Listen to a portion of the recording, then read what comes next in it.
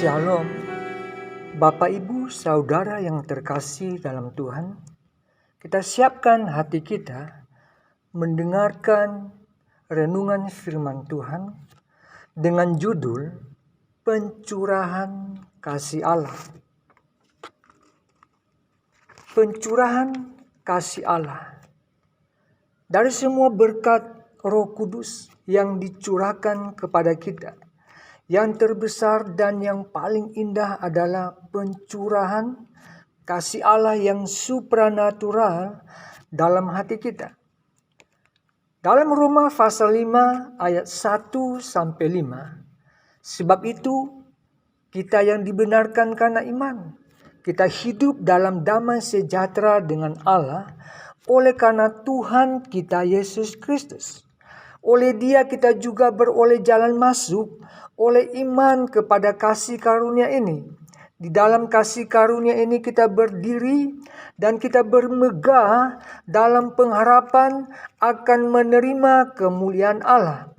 Dan bukan hanya itu saja, kita malah bermegah juga dalam kesengsaraan kita.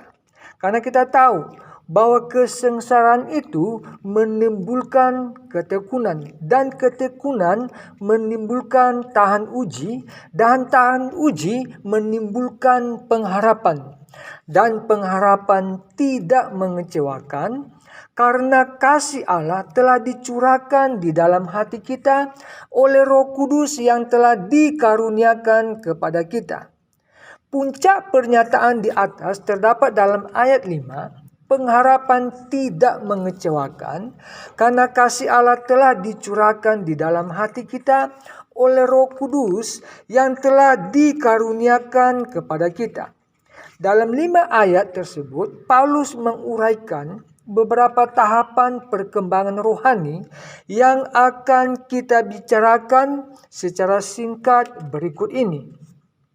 Tahapan pertama adalah mendapatkan damai sejahtera dengan Allah. Kedua, memperoleh jalan masuk untuk menerima kasih karunia Allah oleh karena iman. Ketiga, kita bermegah atau bersukacita dalam pengharapan akan menerima kemuliaan Allah. Pengharapan akan menerima sesuatu di kemudian hari. Keempat, kita juga bermegah atau bersukacita atas kesengsaraan atau penderitaan. Karena penderitaan itu akan menghasilkan sesuatu dalam diri kita jika kita menanggapinya dengan sikap yang benar. Selanjutnya Paulus berturut-turut menyebutkan 3 hal yang diakibatkan oleh penderitaan itu. Jika kita bertekun di dalamnya dengan sikap yang benar. Pertama, ketekunan. Kedua, hati yang teguh atau karakter atau watak yang tangguh. Dan ketiga, pengharapan. Sesudah itu tibalah kita kepada puncaknya, pencurahan kasih Allah ke dalam hati kita oleh Roh Kudus. Kata yang diterjemahkan sebagai kasih di sini adalah kata agape dari bahasa Yunani. Dalam Perjanjian Baru, kata itu biasanya atau meski tidak selalu khusus mengacu kepada kasih yang ada pada Allah, yang tidak mungkin kita miliki kecuali melalui bantuan Roh Kudus. Pada umumnya, sebagai seorang manusia, secara alami memang tidak mungkin bagi kita untuk memiliki kasih agape ini. Beberapa ayat sesudah itu Paulus menjelaskan tentang sifat kasih agape itu. Ia menerangkan bagaimana kasih itu tampak dalam diri Allah dan dalam diri Kristus. Roma pasal 5 ayat 6-8. Karena waktu kita masih lemah, Kristus telah mati untuk kita, orang-orang durhaka, pada waktu yang ditentukan oleh Allah. Sebab tidak mudah seorang mau mati untuk orang yang benar, tetapi mungkin untuk orang yang baik ada orang yang berani mati. Akan tetapi Allah menunjukkan kasih-Nya, yaitu kasih agape kepada kita, oleh karena Kristus telah mati untuk kita ketika kita masih berdosa. Ketika Kristus mati bagi umat manusia, ada 3 kata yang digunakan oleh Paulus untuk menggambarkan keadaan umat manusia. Pertama, lemah, 2, durhaka, dan ketiga, berdosa. Adapun kasih agape itu bersifat pemurah dan memberikan diri sendiri tanpa menetapkan suatu prasyarat yang harus dipenuhi terlebih dahulu.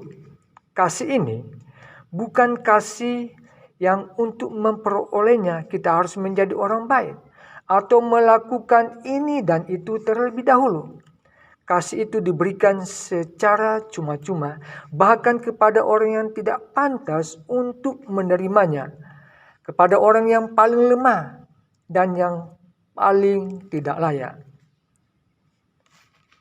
Kita akan menelusuri dalam Perjanjian Baru sebagai tahapan yang menghasilkan kasih agape itu di dalam diri kita. Pertama, kasih itu merupakan buah yang dihasilkan oleh kelahiran baru di dalam 1 Petrus pasal 1 ayat 22 sampai 23. Karena kamu telah menyucikan dirimu oleh ketaatan kepada kebenaran, sehingga kamu dapat mengamalkan kasih persaudaraan yang tulus ikhlas. Hendaklah kamu bersungguh-sungguh saling mengasihi dengan segenap hatimu.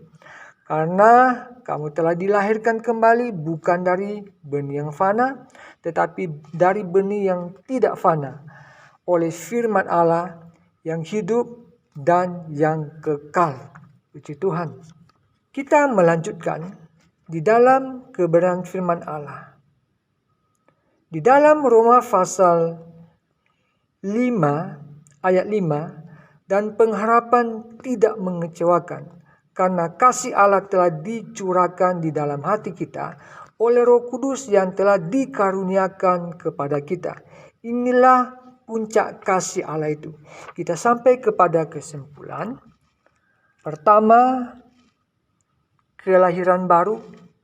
Pada waktu kita dilahirkan kembali, kita dimampukan untuk mempunyai kasih semacam itu. Kedua, pencurahan kasih Allah yang seutuhnya ke dalam hati kita oleh Roh Kudus yang diberikan kepada kita segala sumber daya Allah yang tak terhingga disediakan bagi kita. Ketiga, pernyataan atau ekspresi dari kasih itu dilakukan dalam kehidupan sehari-hari melalui disiplin dan pelatihan dalam karakter.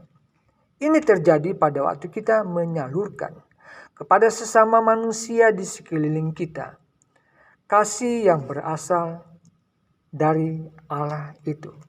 Amin. Demikian firman Tuhan. Kita masuk di dalam doa.